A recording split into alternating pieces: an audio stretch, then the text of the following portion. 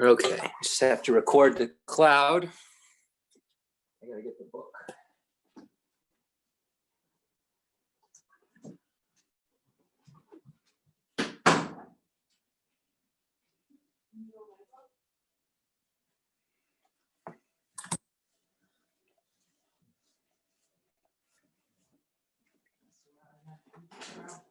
Suma, come on. Come on, Suma. Come on, out. Go outside, just for 10 minutes, 15 minutes. Good girl. Okay, so welcome everyone. So today Rinpoche will be teaching Chandrakirti's Entrance to the Middle Way. We're on stanza, we left off stanza 120. So we're actually on stanza 121 is where we will begin today. And just get my copy of it. And I just want to say once again how grateful I am for everyone who watches the teachings and allows for me to continue to sit next to one of the greatest teachers of all time and learn the Holy Dharma. So thank you, everybody. And let us not forget who Rinpoche is and what he's done in his lifetime that we can really, really use as our kind of guide. Decent. Sapo. What daring as Omajuba? What was the one drive, mother? Now Omajuba, then Khensur Rinpoche is going to tell. So today we will be looking at the text called Chandrakirti's Entrance to the Middle Way. And I received many teachings on this text from the great Khensur Rinpoche Jetson. Oh, that then my you much on the Malaysia will tell us on Louis Tonju Jing, Tan Li to Tujine, Nanju by Dang Gubashi. Lesser. Nanju by Dang Gubashis. Lesser. I am about the South Controllers of Yomobas.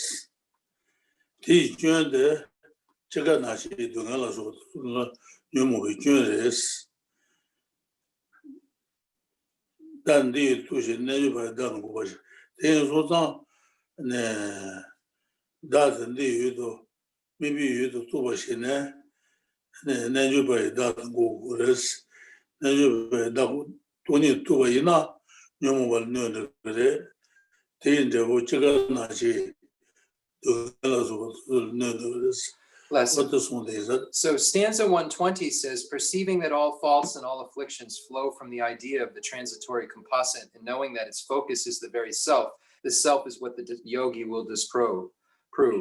So all negativities and afflictions give rise. So all of our karma and afflictions give rise to suffering, give rise to the suffering of birth, aging, sickness, and death. And these sufferings all give rise, are risen from this grasping at the idea of a true self. So since the yogi wishes to be free from suffering, and what causes that suffering is the faults and the afflictions, the yogi wishes to get rid of the faults and the afflictions by negating and getting rid of what causes the karma and the afflictions. So what causes the karma and the afflictions is the idea of the transitory collection, the idea that there is the truly existent self and mind. So this is what's negated by the yogi. Decent.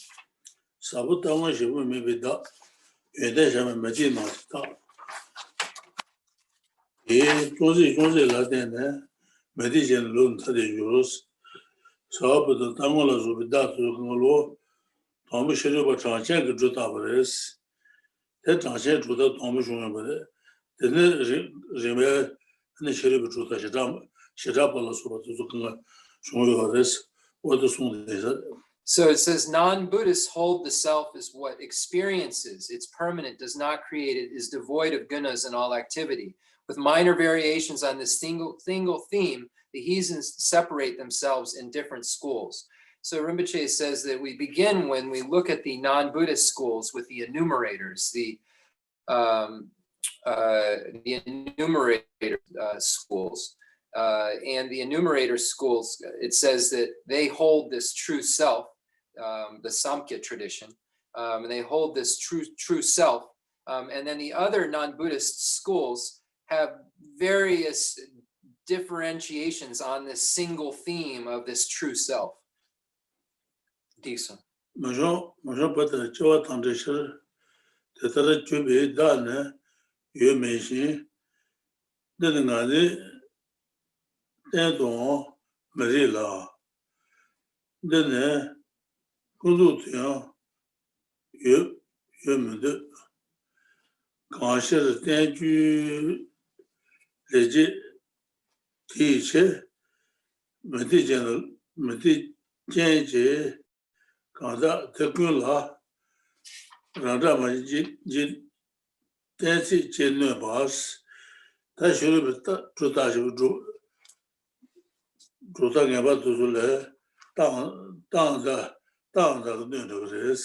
That's cool.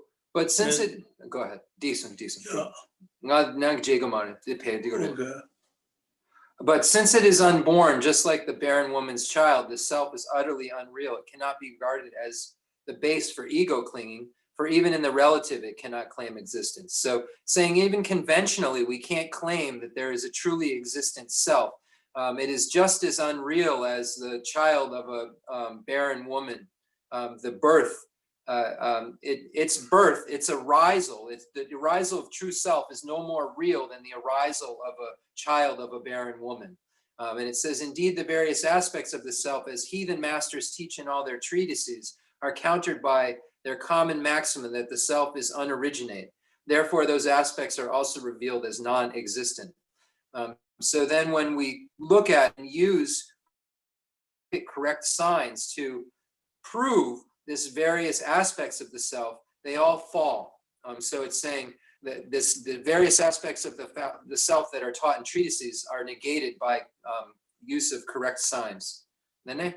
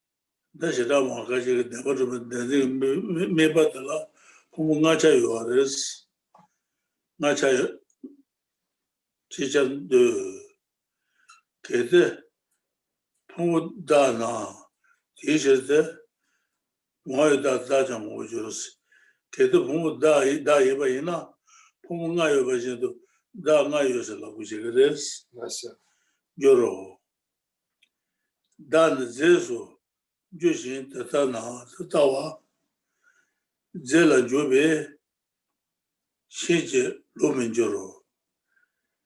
Nyangan Dece, never dashe Jorus. Nyangan Devatese, Kuyung that Chenrezig. Nyangan de Munkeji Dala, Jinji Shebu Member the Deme, Jeje Sala, Jeje Sawa Jorus. Ah, the lead the water way in and Chuno Sabi, leg de and then Nanu Watanas. Ale. Okay, so then, indeed, the various aspects of this self, as heathen masters teach in all their treatises, are countered by the common maxim that the self is unoriginate. Therefore, these aspects are also revealed as non-existent. So when we look with correct analysis, we see that there is no arisal of a true self, and thus there is no self existing separate from the aggregates. Divided from the aggregates, there is no self to grasp. The common man does not ascribe his sense of I to such a source. He does not know of a self and yet thinks I am. And we see that beings born as beasts for many ages never apprehended self unborn and permanent, and yet they clearly have a sense of I, thus separate from the aggregates. So just this assertion that there is an I doesn't mean that there is a true self. A self that is different from the aggregates does not exist. The reverent that the notion I is thus the aggregates alone. Now some believe that five together are the basis for the view of the I, while others hold this basis is the mind alone. But if the self were equal to the aggregates, it must be that there is many, be a multiplicity, and it would be substantial, visible like every other thing, and not at all a simple misconception. So if we were to ascribe that the self are the aggregates and there are multiple aggregates, then there would be multiple selves. And that these selves would be visible, but we know that there are not multiple selves. So we're saying that the self is merely designated on a basis of designation, which are these aggregates that come together and are appropriate to be named as such. But there's no I that's separate from this basis of designation, nor is it this basis of designation, because the basis of designation itself is also non-arisen. But if the self were equal to, then it shows this 127 shows the consequence of the self being equal to the aggregates and there being multiple selves. But if the self were equal to the aggregates, it must, since there are many, be a multiplicity, and it would be substantial, visible like every other thing, and not at all a simple misconception. Nirvana, once attained, the self would be extinguished. So if there were truly existent, and prior to this, a self would arise and vanish every instant. Without an agent, there would be no karmic fruit, or else the actions done would be give results the others reap. So it's saying that if there was some truly existent self creating truly existent karma, then the nirvana wouldn't be possible, because this truly existent self would no longer be tenable. Okay, so let's go.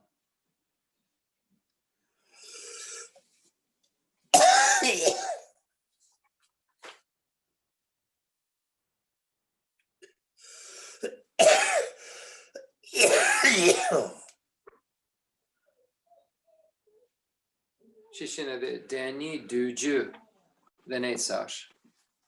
Gangisina de Chiran de Nyanale David de Dash J. Jiji Shebu Meva Tendeme, Yen, Sala Jen Sao Juru. And the Danny. Teni to you na, Jumena, Hana Jesse, Jula de Shesi, Jumbo going to Sons in Bayes, Teacher, Homedan, Saint Damri, Homedan, Saint Dias and Digmalis. Just wrote Sash. Jiden Taden Lasu, Meshoros, Jiden Tadadeba, Lasu to you, Morris. So, just finish with this last stanza. You think there is no fault. These instants are a continuity. continuity, but we have earlier shown the defects of continua. The theory that the aggregates or mind are self is thus untenable. The world's end and associated questions were not discussed. The theory that the aggregates or mind are self. So the idea that the mind is self or that the aggregates are self falls when it comes to analysis. And then it says the world's end. Then Garshine, the Dondagare, the Jikden, Taden la so me chidro. Jiden Taden Tato there was not Tama.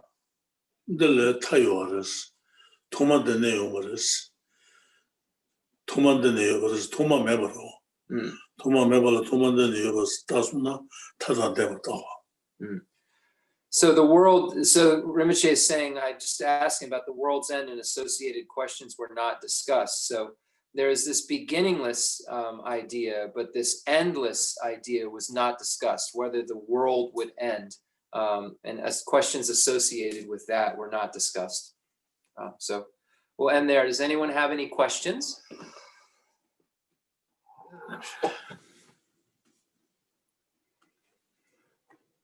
Is there therefore no person if there is no self? Why do you love if there is no self? Do I become no one when I achieve enlightenment? The Dan the Triwa. The Da Mena. Then the Garit. The Da Mena. Then Shanchu Gari Shanchu.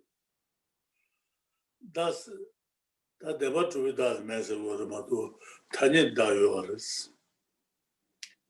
Then the so self and person in this case are considered well, person could be kansak. Kansak dan da chapagarde. Okay. So person and self are considered synonymous, Rinpoche said. So if there is person, there is self. If there is self, there is person. So these are synonymous. When we look at, are there 3 permutations, 4 permutations? Are they contradictory, mutually exclusive meaning, or are they synonymous? In this case, self and person are synonymous. And we aren't negating the existence of a self or person. We're negating the true existence of a self or person. So a not truly existent person is the person that becomes enlightened. A dependently originated person that is not singularly inherently existent becomes enlightened. Then the kansak, the shanchu, then the kon demba madrupa, sanje demba madrupa yimba. Then the sanje demba sanje yoba.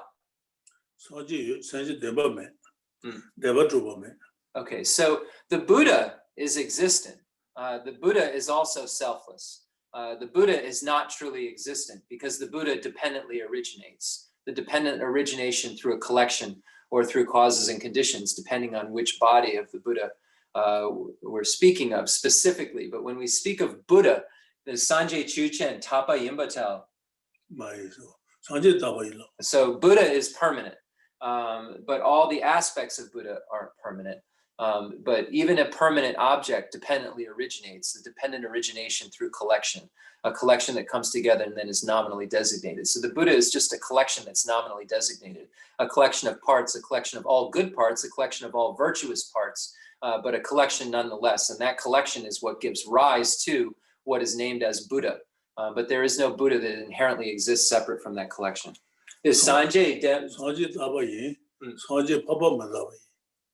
So if we say Buddha, the subject Buddha is permanent, but the subject Buddha superior or Buddha Arya is impermanent. So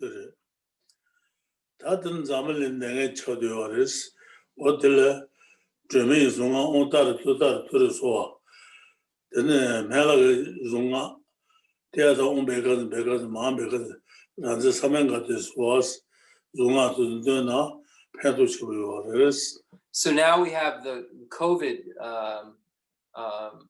disease. I'm just translating in Tibetan. It's the great disease, or the great illness is what they call it. So we have COVID in the world now, COVID-19. And what we can do to benefit ourselves and others during these difficult times is rely upon Tara and recite her mantra, Om Tare Tutare Ture Soha, and also rely on Medicine Buddha and recite his mantra of Teata Om Bekenze Bekenze Maha Bekenze Ranzo Samogati Soha. And by doing this, we can be of benefit and help to be a collective cause for the negation of this illness. 단다 캐르버지 지진 잡아가 올라오는 텐지자 세상을 소바메를 대배송 주 고치셔야 되나게 도면아 계셔버렸어. And it's also very important that we pray for the long life of the great abbot, the greatest abbot, the Chenrezig's emanation of Tenzin Gyatso, the 14th Dalai Lama, and pray for his long life and pray for him to abide in this world. Okay, so that's, I think, enough. So just going back to the question, therefore, self and person are synonymous, so there is no truly existent self, no truly existent person, but there is an existent person and an existent self. That existent person, that's the conventional truth, the existent person. But what that conventional truth is also called is a concealing truth. And what that thing that looks existent and truly existent to everyone not examining it is concealed. And what is the truth that's concealed? The fact that it just dependently originates and isn't truly established, but is existent. So that's the fine line of the Madhyamaka. And if you fall to one way or the other, substantialism or nihilism, you don't have the view. So it's very important to understand that things are not truly established, but they also are not non-existent. They are merely a dependent origination. Buddha is a dependent origination. The dog is a dependent origination. A boat is a dependent origination. All phenomena dependently originates. There is not a single phenomena that can be established that does not dependently originate. So therefore, all phenomena are not truly existent, not truly established. But understanding what not truly existent means is the main part to understand here. And believing that that means that it doesn't exist is the complete wrong interpretation of the Madhyamaka view. The correct view is that things exist, but they are not truly existent. What does not truly existent mean? That they don't exist substantially from their own side. They dependently originate. They're a basis of designation that then is named. It's a suitable basis to be named as this or that. But without that basis and the coming together of that naming, without naming that basis, the Madhyamaka Prasangika school says that that thing doesn't come into being. So it's only established by a name, by an imputation. The Omi Tanjoa, the Mingida, Chu Tamche Mingda, Chu Tamche Denjung, the Mingda. Yes. Okay, so Rinpoche said he agrees. So again, anything that I add is always just something Rinpoche has taught.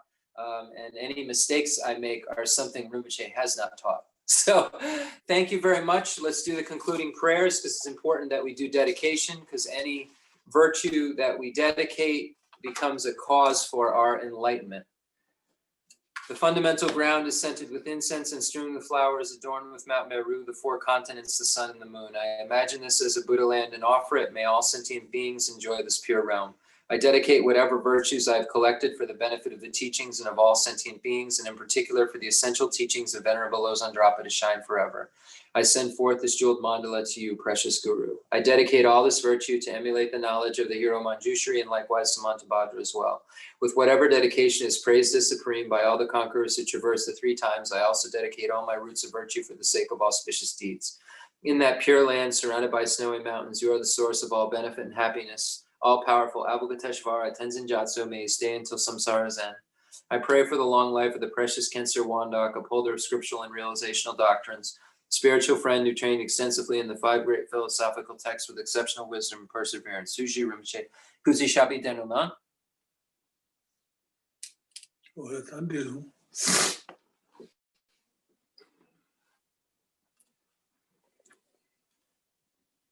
Thank you, everybody.